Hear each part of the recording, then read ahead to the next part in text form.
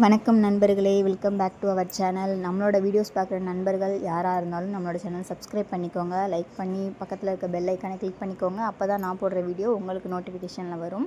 வாங்க வீடியோக்குள்ளே போகலாம். நேற்று கெடா வெட்டுக்கு போயிருந்தோம். நம்ம சமைக்காமல் நம்ம ஃப்ரீயாக இருக்கணும்னு சொன்னாலே எல்லா பொண்ணுங்களும் ஹாப்பியாக தான் இருப்பாங்க. ஏன்னா டெய்லி என்னத்தரா சமைக்கிறதுன்னு ஒன்று இருக்கே, எப்பா தலைவலி பிடிச்ச வேலை. சமைக்காமல் இருக்க அந்த ஒரு நாள் தான் அப்பா நிம்மதியாக இருக்கலாம், எந்த ஒரு கவலையும் இல்லை. யாராவது சமைச்சு வச்சுட்டு நல்லா நமக்கு ஒரு இலையை போட்டு சாப்பாடை போட்டு சாப்பிடுமா நீ அப்படின்னு சொன்னால் போதும், சரசரன்னு சாப்பாடை சாப்பிட்டுட்டு ஜாலியாக கிளம்பிடுவோம்.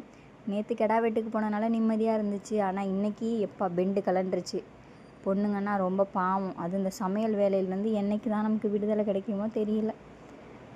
சப்பாத்தி மாவை பிசைஞ்சு சப்பாத்தி போடுறதுக்குள்ளே அவ்வளோ கஷ்டமாக இருக்குது. ஆனால் சப்பாத்தி சாப்பிட்றவங்க இருக்காங்களே, ஒரு சப்பாத்தி போதுமான்னு ஒரு 4 சப்பாத்தி சாப்பிட்டதுக்கப்புறம் 4 சப்பாத்தி போதுமான்னு கேட்டோன்னா, இன்னும் 2 சப்பாத்தி மட்டும் தரீங்களா அப்படி சொல்லி கேட்கும்போது நமக்கு வரும் பாருங்க காண்டு. அதுவும் அந்த அடுப்பில் அந்த அனலில் நின்று நம்ம சமைக்கும்போது வேர்த்து கொட்டும், கடுப்பாக இருக்கும். எப்படா சாப்பிட்டு முடிப்பாங்க, போதும்னு சொல்லுவாங்க அப்படின்ற மாதிரி இருப்போம் நம்ம. அப்போ தான் இன்னும் 2 சப்பாத்தி தர முடியுமா அப்படின்னு கேட்கும்போது செம்ம காண்டாகும். என்ன மாதிரி ஃபீலிங்ஸ் உங்கள் எத்தனை பேருக்கு இருக்குதுன்னு மறக்காமல் கமெண்ட் பாக்ஸில் கமெண்ட் பண்ணுங்கள். இதோட இந்த வீடியோ முடிச்சுக்கலாம். கடைசியில் நான் 2 சப்பாத்தி தான் சாப்பிட்டோம். ஆனால் நம்ம நின்று சமைக்க வேண்டிய நேரம் 1.5 மணி நேரம், 1 மணி நேரம்.